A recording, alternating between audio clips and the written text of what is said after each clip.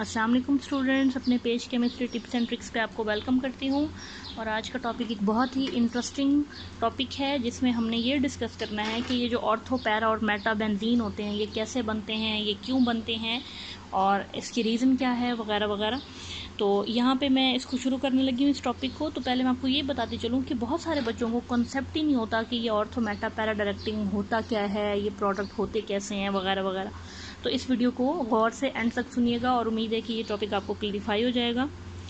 बेटा, ये जो बेंजीन का मॉलिक्यूल है तो इसके ऊपर जो 6 कार्बन लगे हुए हैं, 1 2 3 4 5 and 6, these all are equivalent, यानी इन सब की पोजीशन ये सारे एक जैसे हैं, बराबर हैं। आप किसी भी बेंजीन को 1 कह सकते हैं, किसी को भी 2 कह सकते हैं, किसी को भी 3 कह सकते हैं एंड सो ऑन। तो जब आप इसके ऊपर कोई ग्रुप लगाते हैं, कोई एक ग्रुप, इसको कहा जाता है मोनो सब्स्टिट्यूटेड बेंजीन। मैं सपोज कर लेती हूँ एक्स हैलोजन नहीं, एक्स फॉर एनी ग्रुप। तो मैं उसको जहाँ भी लगा दूँ, यहाँ लगा दूँ, यहाँ लगा दूँ, यहाँ यहाँ यहाँ या यहाँ, तो वो सेम रहेगा, वो एक ही प्रोडक्ट होगा क्योंकि ये सारे के सारे जो हैं कार्बन एक जैसे हैं। तो जिस जगह मर्जी मैं कोई ग्रुप लगा दूँ तो वो एक ही प्रोडक्ट कहलाया जाएगा। चाहे मैं इसको, जैसे फ़र्ज़ करें अगर मैं फ़िनोल बना रही हूँ तो बेटा ये भी फ़िनोल है और ये भी फ़िनोल है, ठीक है, और ये भी फ़िनोल है। क्यों? क्योंकि ये इसके सारे के सारे जो हैं कार्बन एक जैसे हैं, तो ये कोई डिफरेंट प्रोडक्ट नहीं है, ये एक ही प्रोडक्ट है। हाँ, बात तब चेंज होती है जब आपके पास एक से ज़्यादा सब्स्टिट्यूशन यानी 2 सब्स्टिट्यूशन हो जाएं, तो फिर आपके पास कुछ पॉसिबिलिटीज़ आ जाती हैं। ये देखें, फ़र्ज़ करें ये आपके पास मैंने x लगाया हुआ है, अब मैंने y लगाना है, तो मैं कहाँ कहाँ लगा सकती हूँ? तो इसके लिए मेरे पास कौन कौन सी पॉसिबिलिटीज़ हैं ज़रा देखिए। पहली पॉसिबिलिटी है कि x के बिल्कुल साथ ही लगा दूँ, इधर y लगा दूँ, ठीक है। दूसरी पॉसिबिलिटी है एक कार्बन छोड़ के लगा दूँ, ठीक हो गया जी। तीसरी जो पॉसिबिलिटी है वो इसके 2 कार्बन छोड़ के लगा दूँ y को। चौथी जो पॉसिबिलिटी है हमारे पास वो है कि मैं 4 कार्बन छोड़ के यहाँ पे y लगा दूँ। और लास्ट जो पॉसिबिलिटी है वो ये है कि मैं इसके बिल्कुल एडजेसेंट करके यहाँ पे y लगा दूँ, ठीक हो गया जी। तो अगर हम अपनी नंबरिंग की बात करें, 1 2 3 4 5 6, 1 2 3 4 5 6, 1 2 3 4 5 6, 1 2 3 4 5 6 एंड 1 2 3 4 5 6। तो हमें देखने में लग रहा है कि हमारे पास कितने प्रोडक्ट बने, 5। But technically these are not 5, these are basically 3 product. क्यों? क्योंकि जनाब ये वाला प्रोडक्ट और ये वाला product, these are the same. क्यों सेम? किस तरह कि जिस कार्बन के ऊपर x लगा हुआ है उसके एडजेसेंट पे y लगा हुआ है। अगर ये 1 है तो ये 2 है, और अगर ये 1 है तो फिर इसको 2 होना चाहिए, ठीक है। तो सिर्फ 3 हमारे पास प्रोडक्ट बने हैं। एक प्रोडक्ट वो है जिसमें एक कार्बन के ऊपर x लगा है तो उसके बिल्कुल एडजेसेंट कार्बन के ऊपर y लगा है, इसको कहा जाता है 1-2 रिलेशन, और ये कहलाया जाता है ऑर्थो सब्स्टिट्यूशन। बिल्कुल इसी तरह जनाब आपके पास जो ये वाला प्रोडक्ट है, ये और ये सेम है। क्यों? क्योंकि देखा जाए तो x और y के दरमियान सिर्फ एक कार्बन का फ़र्क है, यहाँ भी x और y के दरमियान एक कार्बन का फ़र्क है। तो अगर ये 1 2 3, ये 1 3 है तो ये भी 1 3 होगा।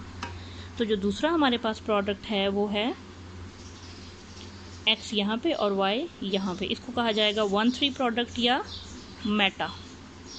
और जो तीसरा है वो एक ही है, ये वाली पॉसिबिलिटी जिसमें आपके पास 2 कार्बन का डिफरेंस है, एक x है और एक y है, ये है 1-4 या पैरा का रिलेशन। तो ये 3 हमारे पास बेसिकली प्रोडक्ट हैं जिनको आप 5 प्रोडक्ट कंसीडर कर रहे थे। These are not actually 5 product, these are actually 3 product. और ज़रा पॉसिबिलिटी देखें तो ऑर्थो की पॉसिबिलिटी 2 दफ़ा है कि x के इस साइड पर लग जाए या इस साइड पे y लग जाए, तो 2 टाइम्स पॉसिबिलिटी है, तो इसकी परसेंटेज हमें 40% लग रही है। मेटा की भी 2 टाइम्स पॉसिबिलिटी है, x के लेफ्ट साइड से लगे या राइट साइड से लगे, तो इसकी भी 40% पॉसिबिलिटी है। पैरा की सिर्फ एक ही पॉसिबिलिटी थी, तो इसलिए इसका चांस बनता है 20%। तो अगर हम असूलन देखें कि जब भी हम बेंजीन के ऊपर एक ग्रुप लगा के एक और ग्रुप लगाना चाह रहे हों तो हमें जो है 40% ऑर्थो प्रोडक्ट मिलना चाहिए, 40% मेटा और 20% पैरा मिलना चाहिए। तो ये है हमारी जनरल ऑब्जर्वेशन जो हमने इसके स्ट्रक्चर की बेस पे बनाई है, और ऐसा होना चाहिए। These are expected but these are wrong. ऐसा नहीं होता। क्यों नहीं होता ऐसा? हमने ऑब्ज़र्व किया, ज़रा गौर से देखिएगा, कि जब भी हमारे पास X की जगह नाइट्रो ग्रुप लगा हुआ हो, सल्फोनिक एसिड ग्रुप लगा हुआ हो, एल्डिहाइड ग्रुप लगा हुआ हो, कीटो ग्रुप लगा हुआ हो, ठीक है, या सियानो ग्रुप लगा हुआ हो, तो हमारे पास हमेशा 100% जो प्रोडक्ट आता है वो मेटा होता है। यानी कोई एक मॉलिक्यूल भी ऐसा नहीं आता जिसमें ऑर्थो पे ग्रुप सेकंड ग्रुप लगा हुआ हो या पैरा पे लगा हुआ हो। हमेशा 100% आपके पास मेटा पे ग्रुप लगा हुआ आता है। और कुछ रिज़ल्ट हमने और मज़ीद हैरान करने वाले ये देखे कि जब हमारे पास X की जगह OH लगा हुआ हो, NH2 लगा हुआ हो, हैलोजन लगे हुए हो, OR ग्रुप लगा हुआ हो या अल्काइल ग्रुप लगा हुआ हो, तो हमारे पास ऑर्थो एंड पैरा वाले प्रोडक्ट आते हैं।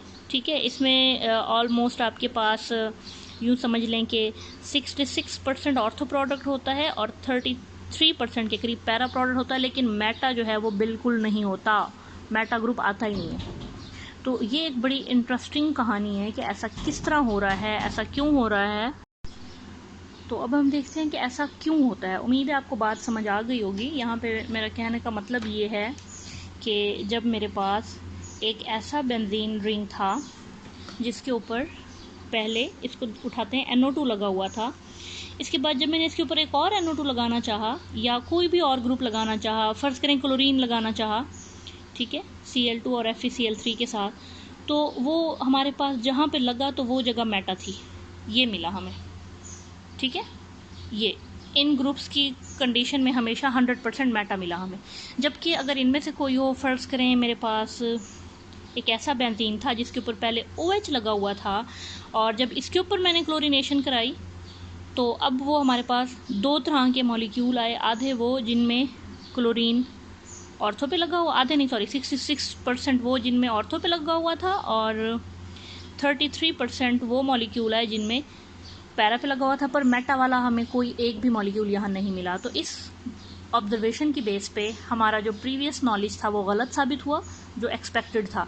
और हमने क्या किया कि इन सब ग्रुप्स को हमने नाम रखा मेटा डायरेक्टिंग ग्रुप्स, क्योंकि ये नए आने वाले ग्रुप को मेटा पोजीशन पे डायरेक्ट करते हैं, मेटा पे लगाते हैं। और इन सब ग्रुप का हमने नाम रखा ortho and para directing group, क्योंकि ये नए आने वाले ग्रुप को ऑर्थो या पैरा पे लगाते हैं। ठीक है, तो ये तो होगी ऑब्जर्वेशन। अब सवाल है ऐसा होता क्यों है, ऐसा क्यों हुआ?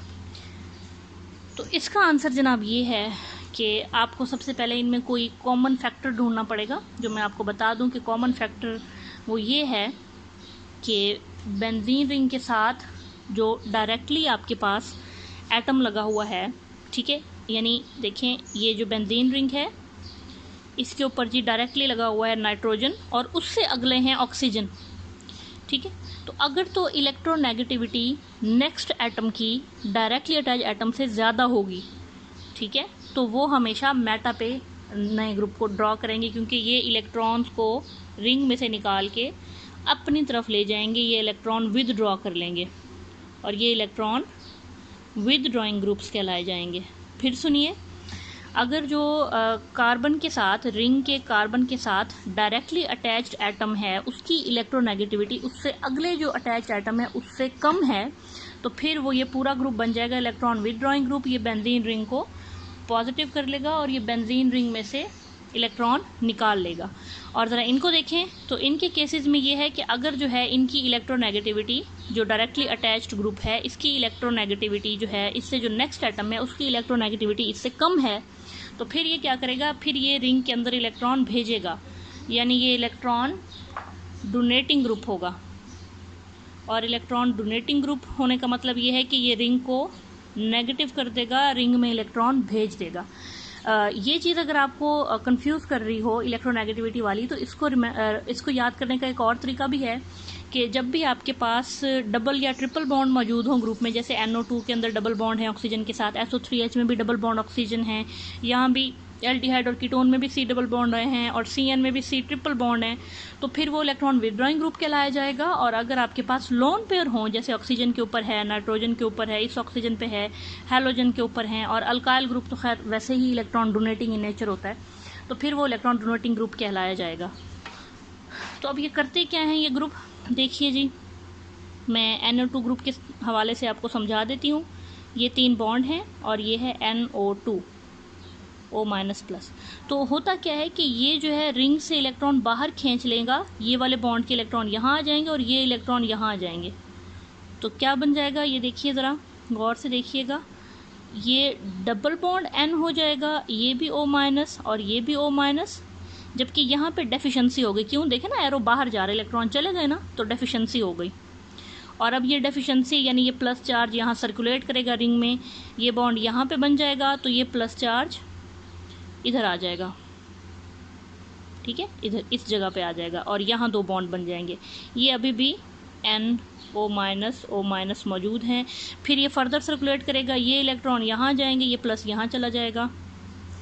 तो आप देखिए कि अब आपका प्लस चार्ज यहाँ आ गया है, आपके इलेक्ट्रॉन इधर आ गए हैं और ये डबल बॉन्ड NO- और फाइनली ये बॉन्ड जब यहाँ वापस आएगा तो यहाँ से इलेक्ट्रॉन भी वापस आ जाएंगे और आपके पास पहले जैसा मॉलिक्यूल फिर से बन जाएगा, बस उसके इलेक्ट्रॉन की पोजीशन चेंज हो चुकी होगी, N डबल बॉन्ड O-।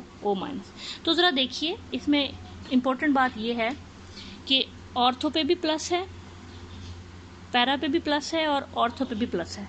जब ऑर्थो और पैरा पोजीशन के ऊपर पॉजिटिव चार्ज आ गया है तो क्या इलेक्ट्रोफाइल जो हमारे पास आ रहा होता है वो इसके ऊपर अटैक कर सकता है?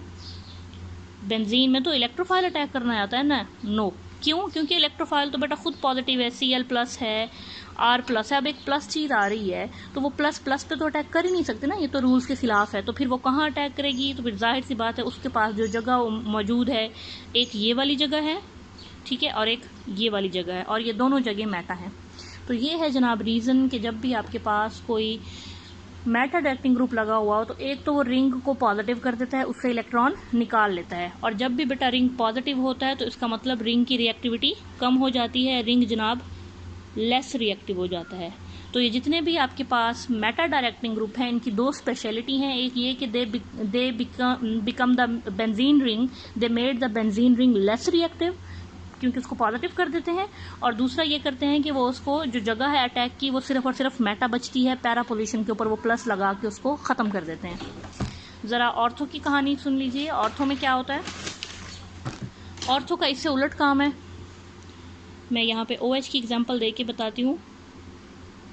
ये इलेक्ट्रॉन रिंग के अंदर आ जाते हैं, देखिए जनाब, यहाँ नेगेटिव हो गया है, ये प्लस हो गया। अब देखिए, अब रिंग आपका नेगेटिव हो गया और ये नेगेटिव चार्ज आपको पता है ये फिर सर्कुलेट करेगा, ये यहाँ पे नहीं रहेगा, तो अब ये यहाँ आ गया नेगेटिव, ठीक हो गया। अब ये फर्दर सर्कुलेट करेगा, यहाँ से होते हुए यहाँ आ जाएगा। आपको पता है पॉजिटिव और नेगेटिव चार्ज दोनों रेजोनेंस शो करते हैं बेंजीन रिंग के अंदर। और फाइनली आपके पास जब ये एक बॉन्ड यहाँ है, एक यहाँ है, और फाइनली ये बॉन्ड इधर और ये बॉन्ड इधर जब आ जाएगा तो आपके पास एट लास्ट रिंग फिर से ये इलेक्ट्रॉन पूरे हो गए और OH हो गया। तो अब ज़रा देखिए कि आपके पास एक नेगेटिव यहाँ है, एक नेगेटिव यहाँ है और एक नेगेटिव यहाँ है। तो जब एक इलेक्ट्रोफाइल यानी पॉजिटिव चीज़ कोई भी अटैक करने आ रही है तो वो ऑर्थो और पैरा पे ही करेगी ना, वो न्यूट्रल, ये आपके पास मेटा न्यूट्रल है तो वो न्यूट्रल पे तो नहीं जाएगी ना, नेगेटिवली चार्ज पे आएगी ना। तो जनाब ये वजह है कि आपके पास जितने भी इलेक्ट्रॉन डोनेटिंग ग्रुप होते हैं वो रिंग में इलेक्ट्रॉन भेज के रिंग को नेगेटिव करके मोर रिएक्टिव कर लेते हैं, पहली बात। और दूसरी बात ये कि जो नेक्स्ट ग्रुप है वो हमेशा ऑर्थो और पैरा पे लगता है। जबकि मेटा में एक कहानी बिल्कुल ऑपोजिट है। तो उम्मीद है आपको ये सारी सिचुएशन समझ आ गई होगी, एक्सपेक्टेड ट्रेंड किस तरह थे और उस हिसाब से कभी भी प्रोडक्ट नहीं बनते। प्रोडक्ट मेटा या ऑर्थोपैरा बनते हैं तो उसकी रीज़न ये है। तो यहाँ से दो बातें आपको क्लियर हो गई। एक तो ये कि प्रोडक्ट हमेशा मेटा क्यों बनता है, और दूसरी रीज़न ये कि ये रिंग लेस रिएक्टिव क्यों हो जाता है। और इलेक्ट्रॉन डोनेटिंग ग्रुप के केस में प्रोडक्ट हमेशा ऑर्थो एंड पैरा वाला क्यों बनता है और मोर रिएक्टिव क्यों होता है। तो उम्मीद है आपको ये क्लियर हो गया होगा। चलें भाई, आज का टॉपिक ख़त्म। अगर कोई और टॉपिक आप सेकेंड ईयर का करना चाह रहे हैं तो आप कमेंट करके बता सकते हैं ताकि मैं उसके ऊपर वीडियो बना लूँ। बेस्ट ऑफ लक गाइज, अल्लाह हाफिज़।